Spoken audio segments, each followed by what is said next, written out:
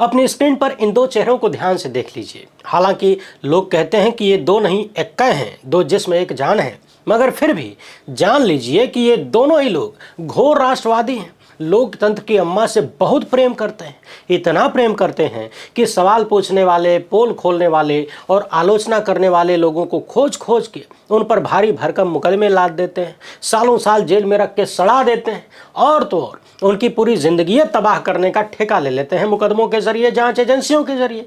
अभी हाल ही में हमने आपको बताया था कि कैसे अडानी ग्रुप देश के तमाम खोजी पत्रकारों के खिलाफ भारी भरकम मुकदमे दर्ज करवाता है ताकि उन पत्रकारों के ऊपर भयंकर आर्थिक बोझ पड़े और वो सेठ के खिलाफ लिखना बोलना बंद कर दें। बाकी वरिष्ठ पत्रकार रवीश कुमार के साथ एनडीटीवी के साथ क्या हुआ या तो है ही।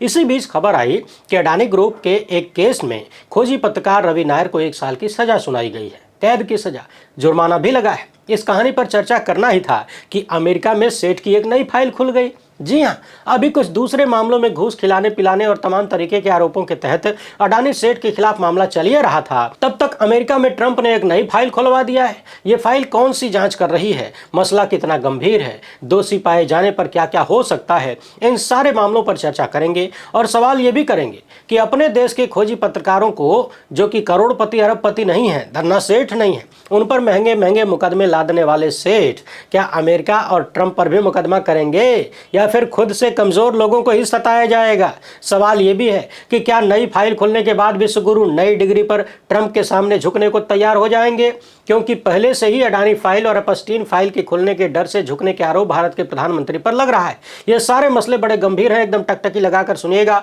लोग कह रहे हैं कि यहां भी कर्मा रिटर्न्स का फार्मूला लग गया है। बात सोनम वांगचुक केस की भी करेंगे। सुप्रीम कोर्ट और सरकार इस मामले में क्या कुछ कह सुन रहे हैं, उसे भी जानना बड़ा जरूरी है। वीडियो को आखिर तक देखिएगा। पहली बार है तो चैनल को सब्सक्राइब करके घंटी बजा दीजिए टन से।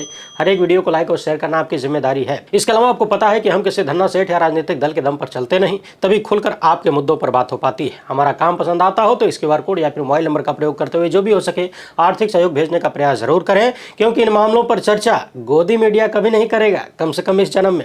अभी हाल ही में हमने आपको बताया था, ये वाली खबर दिखाया था कि अडानी ग्रुप पत्रकारों के खिलाफ लगातार कानूनी कार्रवाइयां कर रहा है। उन पर ऐसे ऐसे मुकदमे लाद दिए जाते हैं कि बेचारा पत्रकार कोर्ट के चक्कर लगाते लगाते आर्थिक, सामाजिक और मानसिक रूप से टूट जाए। अडानी ग्रुप ने कम से कम 15 पत्रकारों के खिलाफ इस तरह की कार्रवाइयों को अंजाम दिया और आज तक कम से कम 9 पत्रकार इस तरह के मुकदमे झेल रहे हैं। इसमें स्वतंत्र खोजी पत्रकार प्रांजय गुहा ठाकुरता के खिलाफ 7 मामले, अबीर दास गुप्ता के खिलाफ 4 मामले और पत्रकार रवि नायर के खिलाफ 2 मामले शामिल हैं। इस मुद्दे पर हमने इस वीडियो में विस्तार से चर्चा किया था, नहीं देखे हैं तो जरूर देख लीजिएगा। इसका लिंक हमने कमेंट और डिस्क्रिप्शन में डाल दिया है। अब 11 फरवरी को खबर आती है कि अडानी इंटरप्राइजेज लिमिटेड ने आरोप लगाया था कि रवि नायर ने इनकी प्रतिष्ठा को नुकसान पहुंचाने के उद्देश्य से झूठे और मानहानिकारक बयान दिए, ट्वीट किए। अडानी ग्रुप पहुंचा अदालत और अब मानहानि मामले में इन्हें यानी रवि नायर को दोषी ठहराया गया। 1 साल की कारावास की सजा के साथ साथ जुर्माना भी लगाया गया। गुजरात की अदालत की इस कार्रवाई को लेकर चौतरफा चर्चा चल रही है, आलोचनाएं हो रही हैं और इसे लोकतंत्र के लिए घातक बताया जा रहा है। पत्रकार रवि नायर के अब तक के कार्यों को यदि आप देखेंगे तो पता चलेगा कि इन्होंने बहुत ही बेहतरीन खोजी पत्रकारिता किया है, जहां तक आम आदमी सोच भी नहीं सकता और गोदी मीडिया के पत्रकार तो सपने में भी वो खोज नहीं कर सकते। मगर आप तो जानते हैं, इसी देश में हमने देखा गुजरात की एक अदालत मानहानि मामले में मोदी सरनेम को लेकर राहुल गांधी को 2 साल की अधिकतम सजा सुना देती है, क्योंकि 2 साल की सजा होने पर संसद की सदस्यता छीनी जा सकती थी और छीन भी ली गई। घर दुआर सब छीन लिया गया। जबकि बीजेपी के ज्यादातर नेता आए दिन संविधान विरोधी बयान देते हैं। अब तक किसी भाजपाई नेता को ऐसे बयानों के लिए सजा नहीं हुई और यदि सच में अदालतों ने भाजपाइयों के खिलाफ कार्रवाई करना शुरू कर दिया तो पता चलेगा कि 100 में से 2-4 भाजपाई नेता बाहर रहेंगे, चाहे दिल्ली के बड़े बड़े वाले हों, चाहे राज्यों के मुखिया लोग हों। ज्यादातर उचित स्थान पर भेज दिए जाएंगे। मगर सत्ता के खिलाफ फैसले देने की हिम्मत कौन जज साहब करेंगे? जज साहब को अपनी सीनियरिटी खराब करवानी है क्या, या फिर तुरंत 200 किलोमीटर दूर ट्रांसफर करवाना है? प्रमोशन और रुक जाएगा, पूरा परिवार डिस्टर्ब हो जाएगा। बहुत सारे मामले हैं। बहरहाल अपने देश में तमाम पत्रकारों को मुकदमे से कथित रूप से डराने का प्रयास करने वाले सेठ एक बार फिर से अमेरिका की जांच के दायरे में आते हुए दिख रहे हैं। आपको याद दिला दें कि सेठ ने द वायर के खिलाफ भी कई सारे मुकदमे ठोके और यह संस्थान झुका नहीं, डरा नहीं। इसने लड़ाई लड़ी और ज्यादातर में जीत हासिल किया। अब उसी संस्थान की खबर देखिए। बताया जा रहा है कि अमेरिका ने सेठ अडानी के खिलाफ जांच की नई फाइल खोल दिया है। वैसे तो सेठ और उनका ग्रुप ये जानकारी देता नहीं, बाहर नहीं आने देता, मगर चूंकि कंपनी भारतीय शेयर बाजार में लिस्टेड है तो शेयर बाजारों के नियमों के तहत इस तरह की जांच का खुलासा करना मजबूरी बन गया। दरअसल मसला यह है कि अमेरिका के ट्रेजरी डिपार्टमेंट की एजेंसी है office of foreign assets control, इसने अडानी इंटरप्राइजेज के खिलाफ एक नया सिविल जांच मामला शुरू किया है। जांच का मुद्दा यह है कि क्या अडानी ग्रुप ने ईरान से एलपीजी मंगवाया है। ध्यान से सुनिएगा, जांच इस बात की अमेरिका कर रहा है कि क्या अडानी ग्रुप ने ईरान से एलपीजी मंगवाया है और क्या एलपीजी मंगवाने के लिए अमेरिका के बैंकों या फाइनेंशियल सिस्टम का किसी भी रूप में प्रयोग किया गया है। 4 फरवरी को अमेरिका से अडानी की कंपनी को ईमेल भेजा गया कि हम इस मामले में जांच कर रहे हैं। ईरान से जुड़ा हुआ मामला यह है कि अमेरिका ने ईरान पर कड़े आर्थिक प्रतिबंध लगा रखे हैं। अमेरिकी कानून के तहत अगर कोई विदेशी कंपनी ईरान के एनर्जी सेक्टर की मदद करती पाई गई या ऐसे लेन देन में शामिल पाई गई जो अमेरिकी फाइनेंशियल सिस्टम से होकर गुजर रहे हों, यानी अमेरिकी बैंकों या फिर किसी भी तरीके से उनके आर्थिक सिस्टम का प्रयोग कर रहे हों, तो अमेरिका ऐसे लोगों पर भारी भरकम जुर्माना लगा सकता है। और यहां तक कि अमेरिकी फाइनेंशियल सिस्टम से ऐसी कंपनी, संस्था या व्यक्ति को पूरी तरह से बाहर भी किया जा सकता है।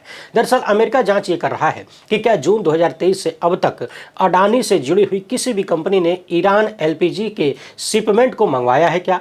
अमेरिका ये भी जांच कर रहा है कि ये शिपमेंट संभवतः शैडो फ्लीट के जरिए हुई हो, यानी टैंकर से टैंकर जो ट्रांसफर करते हैं, यानी ट्रांसपोंडर बंद कर देते हैं। अभी हाल ही में कल ही हमने बताया था कि ट्रांसपोंडर का मतलब होता है एक ऐसा इलेक्ट्रॉनिक डिवाइस जो किसी जहाज की लोकेशन, उसकी पोजीशन, उसकी स्पीड, उसकी पहचान आदि के बारे में पूरी जानकारी देता है। लेकिन समुद्री मामलों में होता यह है कि जहाज के ट्रांसपोंडर को बंद करके माल कहां से आ रहा है, कहां को जा रहा है, इसको छिपाया जा सकता है। तो अमेरिका इस मामले की भी जांच कर रहा है कि कहीं ऐसा तो नहीं कि अडानी की कंपनी ईरान से एलपीजी लेकर किसी जहाज से निकलती है और उसके ट्रांसपोंडर को बंद करके अमेरिका से छिपाकर व्यापार कर रही हो। अभी हाल ही में यह भी खबर आया था, ट्रंप ने बाकायदा अपने ऑर्डर में कहा था कि वो भारत की जांच करेगा कि कहीं भारत गुपचुप तरीके से रूस से कोई तेल वगैरह तो नहीं ले रहा है। यानी अमेरिका न सिर्फ भारत की जांच कर रहा है बल्कि अडानी की भी अब जांच करने लगा है कि क्या पुराने समय में उसने ऐसा किया है। और ट्रंप ने रूस के मामले में यह भी कहा था कि अगर भारत ने रूस से तेल खरीदा तो 25% का टैरिफ फिर से ठोक देंगे।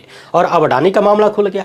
इन सभी मामलों में अमेरिका ने जानकारी जुटाना शुरू कर दिया है, यानी जांच शुरू हो गई है। अब अडानी के केस में यह मामला ज्यादा गंभीर इसलिए है क्योंकि अमेरिका में पहले से ही अडानी के खिलाफ एक और बड़ा कानूनी केस चल रहा है। यूएस डिपार्टमेंट ऑफ जस्टिस और एईसी गौतम अडानी और दूसरे वरिष्ठ अधिकारियों पर 2200 करोड़ की रिश्वत की लेन देन का आरोप लगा रहे हैं। आरोप है कि रिश्वत देकर इन लोगों ने कॉन्ट्रैक्ट यानी ठेका हासिल किया और अमेरिका के निवेशकों से झूठ बोलकर पैसा लिया। नवंबर 2024 में ही इस केस की चार्जशीट न्यूयॉर्क की अदालत में पेश हुई थी, मगर लगभग 1 साल तक कथित रूप से मोदी सत्ता ने अडानी को अमेरिका वाली नोटिस नहीं दिया, यानी कथित रूप से सेठ को बचाया। लेकिन जनवरी 2026 में अडानी के पक्ष ने समन को स्वीकार कर लिया है। अब केस आगे बढ़ गया है, यानी पहले से ही चल रहे केस में अगर अडानी दोषी पाए जाएं तो जेल और भारी जुर्माना दोनों हो सकता है। यानी एक केस अभी सर पे तलवार लटका ही रहा था कि दूसरी जांच अमेरिका ने शुरू कर दिया है। ईरान से आयात वाले मामले में यदि अमेरिकी नियमों को तोड़ने का आरोप अडानी ग्रुप पर साबित हो जाता है तो भारी भरकम आर्थिक जुर्माना और कानूनी कार्रवाई सब कुछ हो सकता है। यानी एक तरफ सेठ अपने देश में खोजी पत्रकारों पर मुकदमे लाद रहे हैं, यहाँ के लोगों को कथित रूप से परेशान करने में लगे हुए हैं। दूसरी तरफ अमेरिका सेठ के कारनामों की जांच करके उन पर मुकदमे लाद देने की तैयारी कर रहा है। एक पहले से चल रहा है, दूसरे की जांच शुरू हो गई है। मगर भारत के नागरिकों के लिए चिंता का विषय है कि अमेरिका में पहले हिंडनबर्ग रिसर्च की रिपोर्ट सामने आई, पूरी दुनिया में भारत की थू थू हुई और फिर लगातार यह आरोप लग रहा है कि सेठ को जांच से बचाने के लिए भारत के प्रधानमंत्री अमेरिका के सामने झुके हुए हैं। राहुल गांधी कह रहे हैं कि वो मुकदमा और जांच अडानी पर नहीं बल्कि मोदी पर है, इसीलिए ट्रंप बार बार जलील करता है और हुजूर चुपचाप सुनते हैं। याद करिए, भारत पाकिस्तान ऑपरेशन सिंदूर को लेकर, विवाद को लेकर, इस लड़ाई को लेकर ट्रंप ने कितनी बार अपनी पीठ थपथपाई कि मैंने सीज फायर करवा दिया, मैंने धमकी देकर भारत से सीज फायर करवा दिया। मगर हमारे हुजूर आज तक एक बार भी ट्रंप का नाम लेकर इस बात को नकार नहीं पाए कि ट्रंप झूठ बोल रहा है। डर देखिए। और हाल ही में आपने देखा, जैसे ही एपस्टीन फाइल में विश्वगुरु का नाम आया, दूसरे दिन अमेरिका के साथ महीनों से लटकी हुई डील फाइनल हो गई। और डील में स्पष्ट रूप से इन्होंने किया क्या है, क्या स्वीकारा है, अब तक खुलकर बताया नहीं। यानी एपस्टीन फाइल हो या फिर सेठ का मुकदमा, अब तक तो उन्हीं दोनों पर ट्रंप कथित रूप से ब्लैकमेल कर रहे थे। अब एक नई जांच शुरू करवा रहे हैं। अब इसमें कुछ भी मिल गया तब न जाने और कितना डिग्री हुजूर को झुकना पड़ जाएगा, और कौन कौन से समझौते करने पड़ जाएंगे, और कितना कॉम्प्रोमाइज होना पड़ेगा कथित रूप से। और उनके झुकने का नुकसान देश को होगा, यानी आपको होगा, क्योंकि ट्रंप है व्यापारी आदमी, वो हर चीज में अपना लाभ देखते हैं। अभी हाल ही में ट्रंप ने कहा था कि मैं चाहूं तो नरेंद्र मोदी का पॉलिटिकल करियर खत्म कर सकता हूं। अब आप कल्पना करिए कि उस व्यक्ति के पास इनका क्या क्या है जो नॉन बायोलॉजिकल का पॉलिटिकल करियर खत्म कर सकता है।